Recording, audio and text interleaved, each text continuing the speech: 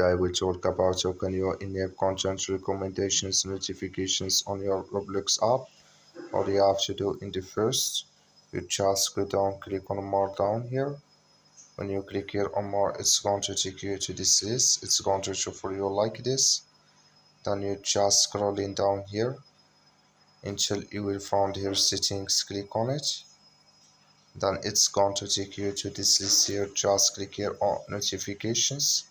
When you click here on notifications, so then you just switch into open with you here. It's going to show for you like this. You click here on mobile push notifications here, just click on it.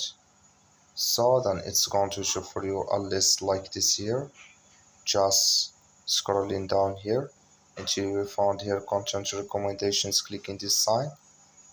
So like you see this color show for us, that's mean here content recommendations enabled with us now. That's all you have to do. Thank you for watching. Don't forget to support us by liking and subscribe.